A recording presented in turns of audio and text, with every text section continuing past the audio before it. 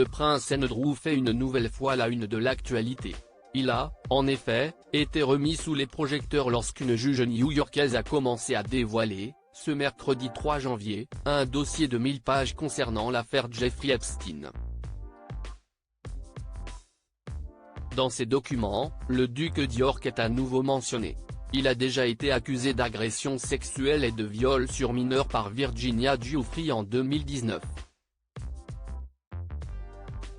Il avait payé 12 millions de livres sterling pour mettre fin à un procès civil intenté par son accusatrice, tout en continuant à clamer son innocence.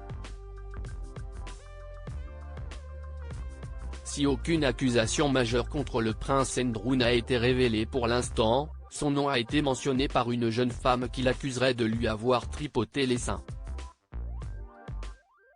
Selon le journal The Mirror du 5 janvier, le roi Charles III n'entendrait pas abandonner son frère, en dépit de ses dernières informations, et ce, malgré les recommandations de son propre fils, le prince William, qui juge son oncle toxique.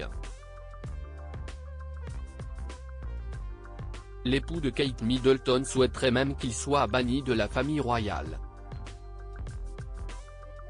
Des sources royales affirment que le roi se sent investi d'un devoir envers sa défunte mère, la reine Elisabeth II, de s'assurer qu'Andrew ne parte pas à la dérive.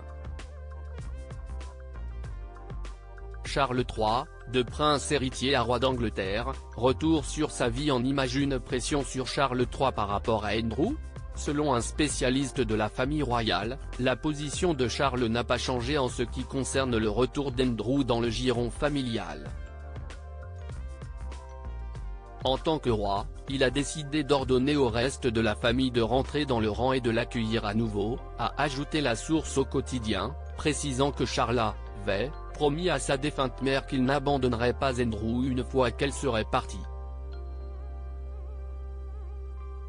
Seule une affaire pénale pourrait le faire changer d'avis, selon cet initié. Le duc d'York s'est retiré de la vie royale en 2019 et a été déchu de ses titres militaires et de ses patronages royaux en janvier 2022 par sa mère, a priori sous la pression du prince William. Nombreux sont ceux qui pensent que le roi Charles III devrait aller plus loin, et déchoir Andrew de ses titres de prince et de duc d'York, mais aussi le retirer de la ligne de succession au trône, a rapporté The Daily Express ce vendredi 5 janvier. Mais il est peu probable que cela arrive un jour. Les raisons ? La décision ne relève pas du pouvoir du roi, c'est le Parlement qui peut trancher, et, pour l'instant, le prince Andrew n'a pas été reconnu coupable d'un quelconque crime par un tribunal.